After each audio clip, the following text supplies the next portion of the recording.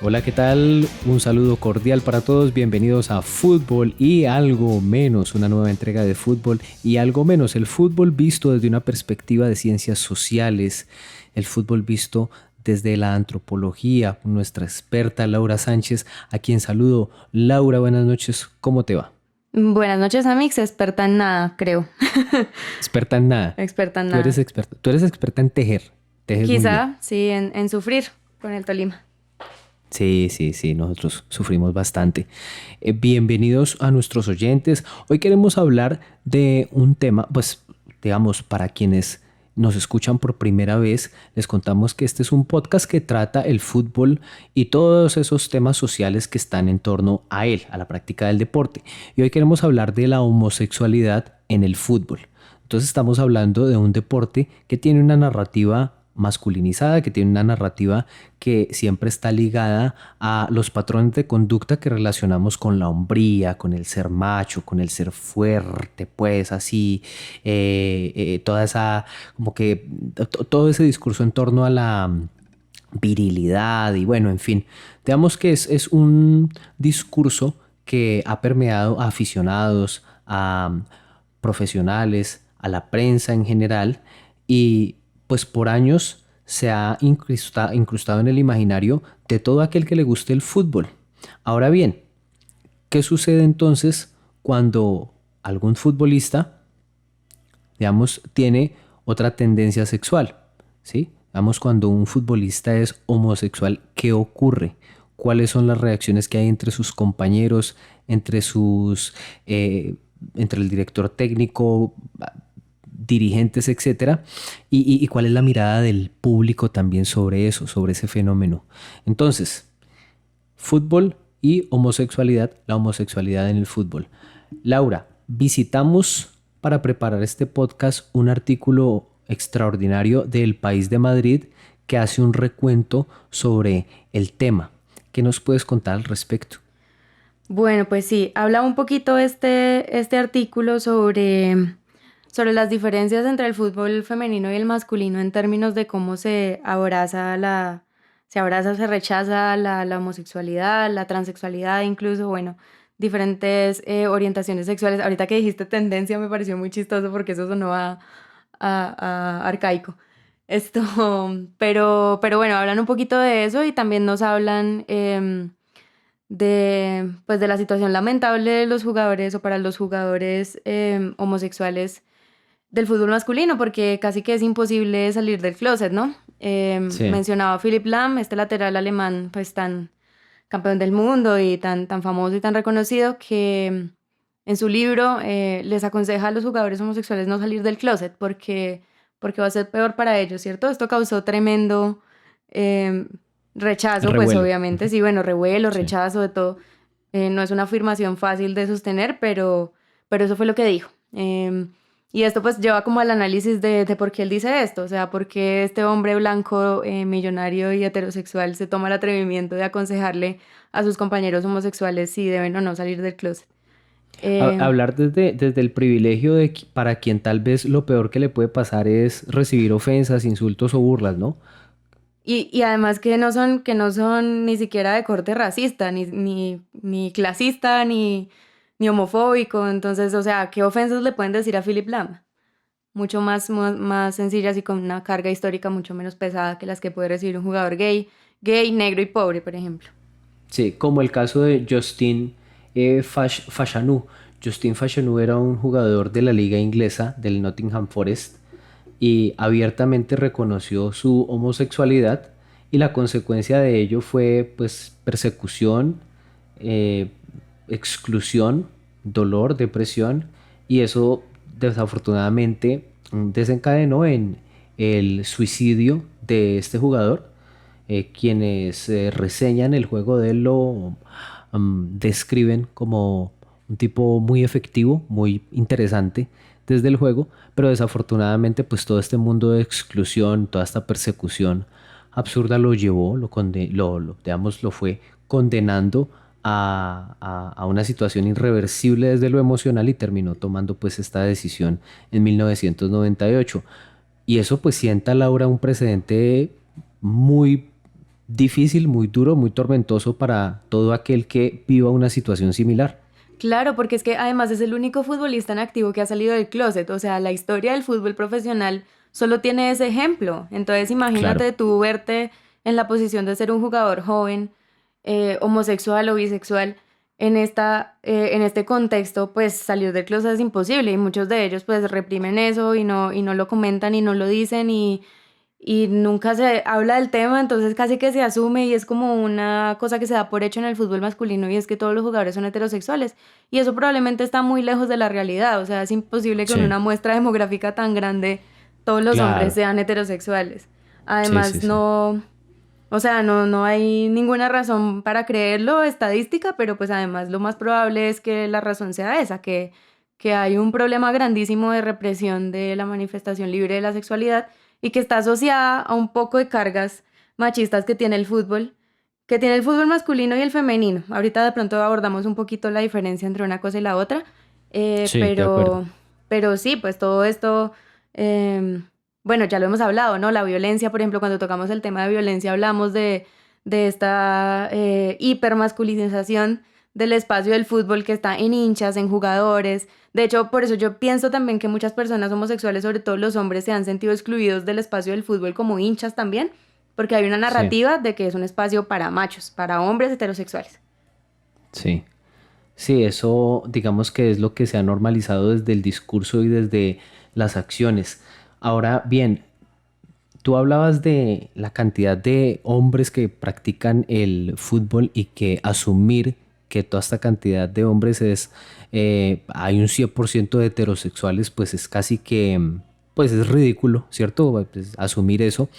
Mm, pero digamos que más allá de los porcentajes reales que pueda haber, si algún día se supieran de jugadores homosexuales o no, pues hablan también de que en el fútbol las garantías para personas con una orientación sexual diversa no están dadas y que no han evolucionado tal vez en el mismo sentido o al mismo ritmo que en el resto de la sociedad, ¿no?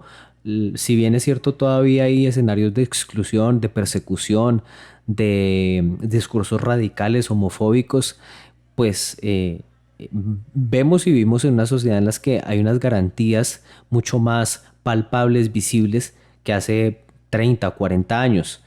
Esa apertura que ha tenido, por ejemplo, Occidente hacia abrazar la diversidad sexual, y pues no la hemos visto evolucionar en el mismo ritmo en el fútbol. ¿Por qué consideras que eso sucede? Yo no sé, siempre me ha intrigado. Bueno, yo creo que hay un factor fuerte en ese tema de la hipermasculinización del fútbol y cómo se tiene pues la concepción de que los jugadores de fútbol están en un campo de guerra, tienen que ser los más machos, los más fuertes. Pero pues además también debe haber unas presiones económicas y del espectáculo y de el exponerse, por ejemplo, a la burla, a una escala grandísima, o al ridículo, o a la homofobia, o a pues al bullying, ¿no? Al fin y al cabo, pues todo esto está asociado a eso, al maltrato. Em, pues da miedo, debe dar muchísimo miedo y pues son personas que están expuestas a un nivel grandísimo de fama y los conoce todo el mundo. Y si, por ejemplo, o sea, Héctor Bellerín, que es este lateral que juega en el Arsenal, si a él le dicen lesbiana porque lleva el pelo largo, ¿qué se puede esperar un jugador que esté por fuera del closet?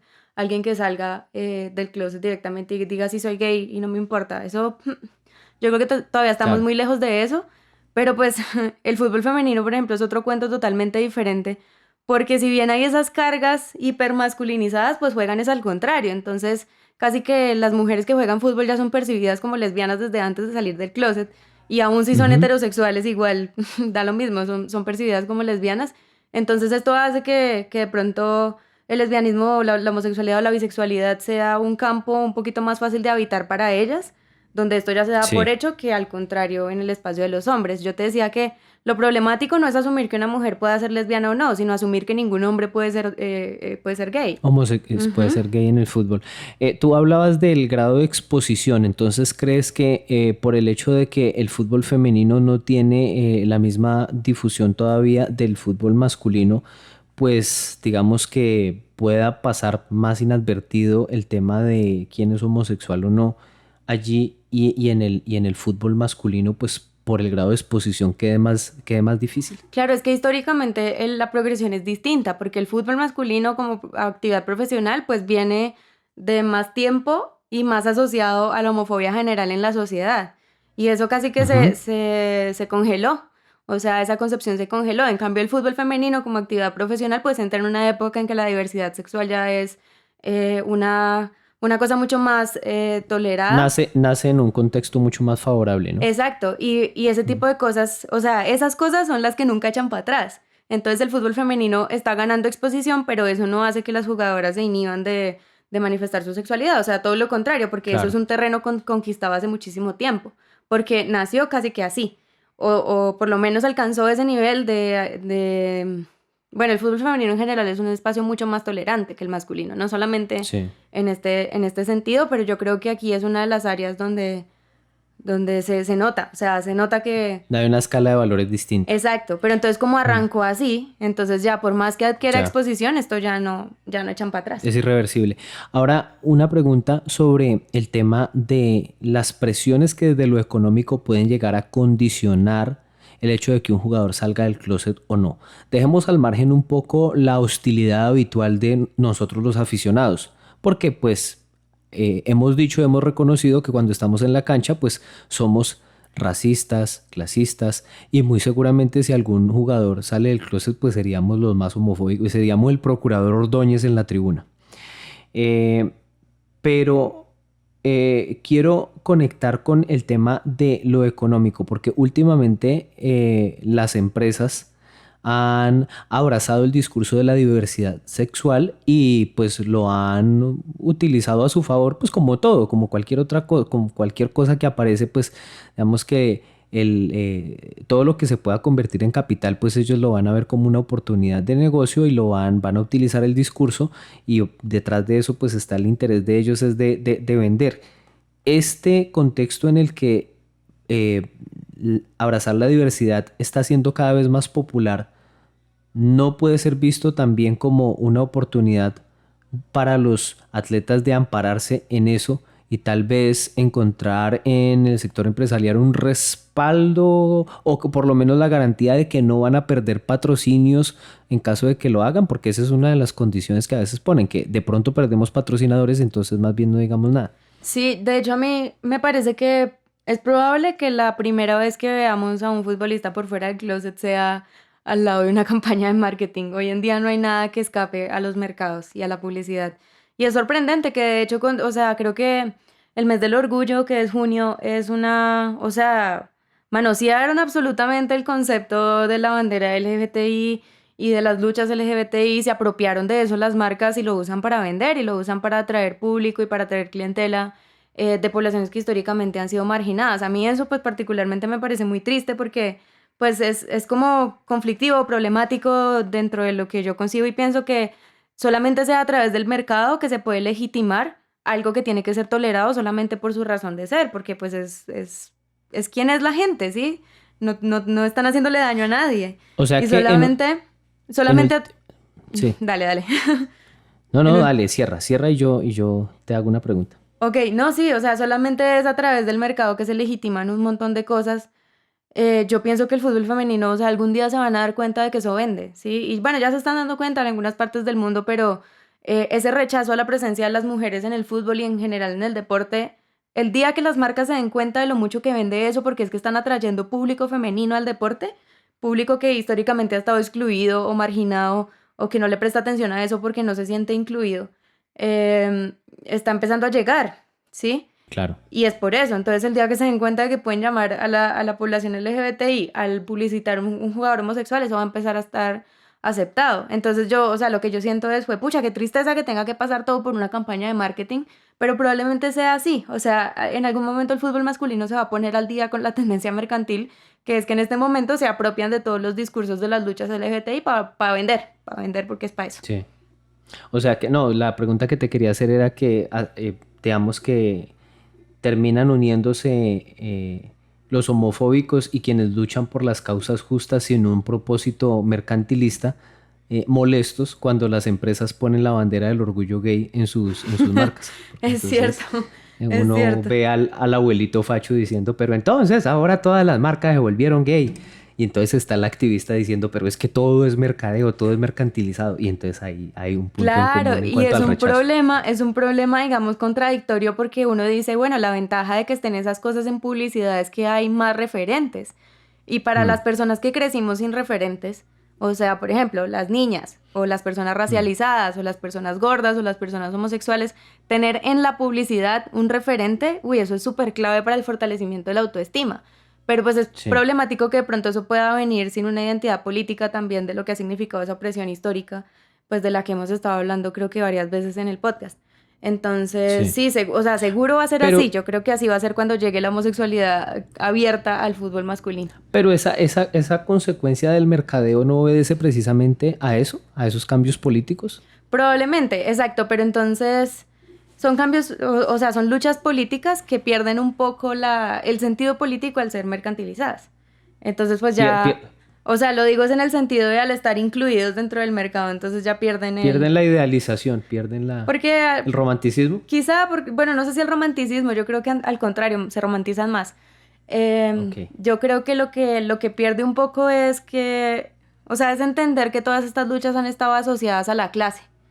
Y ok. lo que entra dentro del mercado pueden ser las mujeres, pueden ser los gays, pueden ser los negros, pero no pueden ser los pobres. Por lo general nunca son los pobres. Entonces, ese tipo de identidades de clase se pierden y por eso se habla tanto dentro del movimiento LGBTI que los hombres gays tienen una visibilidad enorme, enorme, mientras las mujeres lesbianas y las personas trans están sufriendo mucha más violencia en la calle. Sí.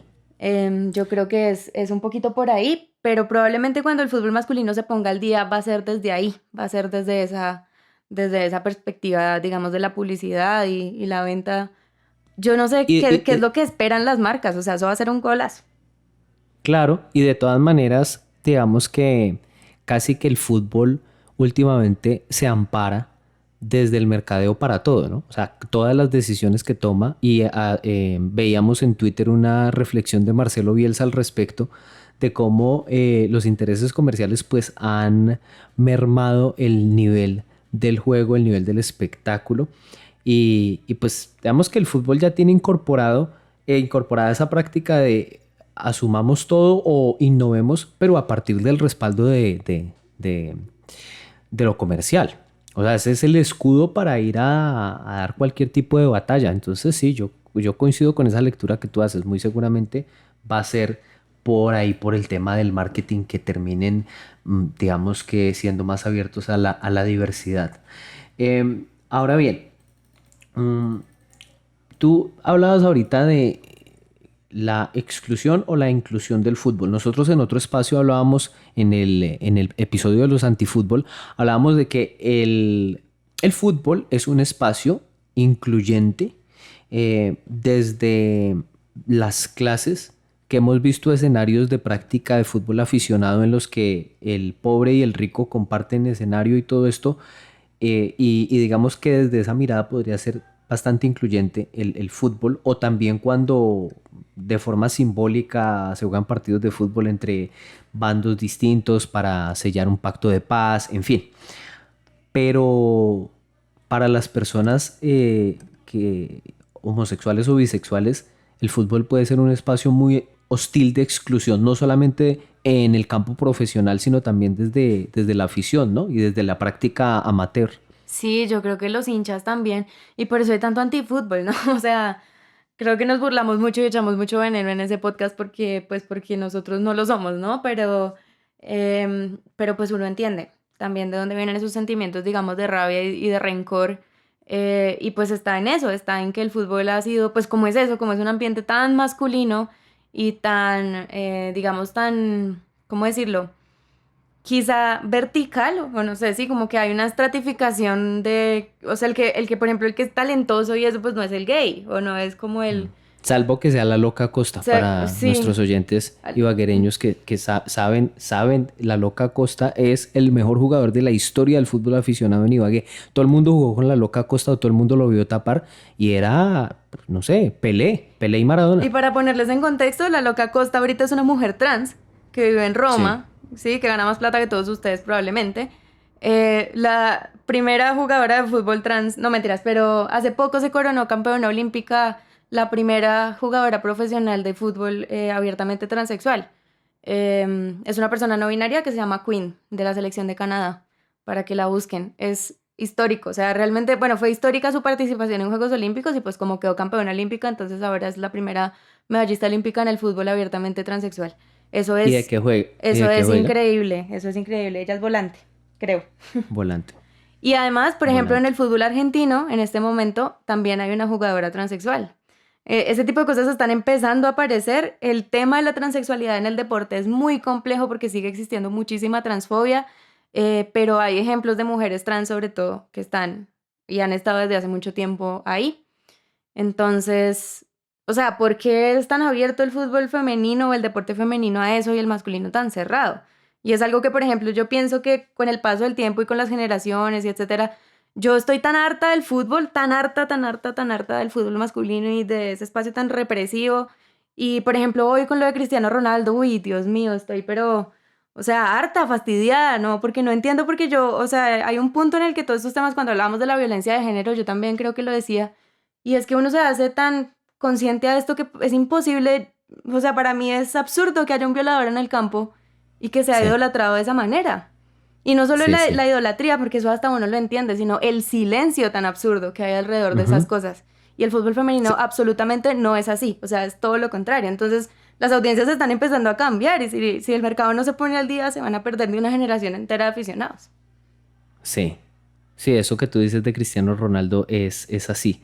Digamos que, pues, uno obviamente tiene ese profundo sentido de admiración por el atleta, por el jugador, por su capacidad, pero no puede dejar de ver eso. No puede dejar de ver un tipo pues, que violó a alguien, ¿no? Pues no Entonces, debería, o sea, a mí la eh, verdad me importa un culo el atleta que sea, hasta el día que él sí, no reconozca lo que hizo y repare, o sea, es que sí, no, claro. no. Mm, Y entonces, claro, pues para una, de mujer, para una, ujú, de mujer como sujeto político, eso es muy problemático. Y claro. está eso de un lado, y están los hinchas ahí tumbando el Trafford, que claro, pues sí, volvió el ídolo. Y del otro lado están Pernil Harden y Magdalena Eriksen, que son dos jugadoras del Chelsea, abriendo los mensajes directos de sus redes sociales en San Valentín, porque saben que es una fecha difícil para las personas homosexuales. Entonces abrieron los mensajes para que quienes quisieran hablar con ellas lo pudieran hacer, dos jugadores que son pareja. Ok, Pues ¿dónde sí. se para uno? O sea, bueno, una de mujer o yo por lo menos, pues, ¿dónde me va a Sí, parar? sí, sí, sí. Sí te entiendo. Sí te entiendo. Sí te entiendo perfectamente. Claro. No, y en ninguna actividad, pues, más allá de la idolatría y todo esto, pues debería estar tan... sobre todo porque más allá de la capacidad que tiene, creo que me va a matricular ahí en tu denuncia, que pues es un tema de clase, porque no lo hace solamente el jugador que es muy bueno, sino que pues tiene dinero para pagar por el silencio y para pagar por la complicidad de los medios. Totalmente. Y eso, Jorge Méndez debe estar girando cheques todos los meses para que de eso no se hable. totalmente. Y eso es lo que también genera el miedo a los jugadores homosexuales de salir del closet. Es la presión económica que hay detrás de eso. Sí. Sí, muy probablemente sea así. Entonces, bueno, yo no sé, o sea, yo pienso y he pensado mucho como en que le ve el fútbol masculino que no se pone al día, ¿sí? No solamente en ese aspecto, sino en muchas otras cosas. Es un espacio tan represivo, tan arcaico, o sea, se mueve como si fuera 1952, ¿sí? Las mujeres no votan porque no juegan. Sí, Y las mujeres no votan y los hombres no pueden ser gays en público. sí, de acuerdo. Eh, ¿Tú crees que falta mucho para que eso, digamos, evolucione? ¿Dos, tres generaciones más? Uy, yo no sé. Yo la verdad he pensado que antes va como tarde al tema. Quizá no falte tanto, pero esos cambios probablemente van a ser muy lentos. O sea, va a tomar un par de sacrificados, un par de jugadores que salgan del closet y que tengan que renunciar a su carrera por eso. Es muy probable que sea lo que ocurra. Un par de mártires. Un par de mártires. Pues Un abrazo a normalmente ha nuestra sido audiencia en así. el barrio Los Mártires en Ibagué. Un barrio que queda ahí Normalmente ha cerca sido del Murillo así. Toro. Sí, sí, sí, sí, sí. Muy tranquilo. Muy tranquilo, muy tranquilo. Los Mártires, allá vivió mi abuelita Soledad muchos años. Un abrazo a la gente de Los Mártires. Esto, de pronto, pues digamos, volviendo a traer a la loca Costa a colación, que para nuestros oyentes no lo digo de forma despectiva, ese era su apodo y digamos que así lo conocían acá en Ibagué.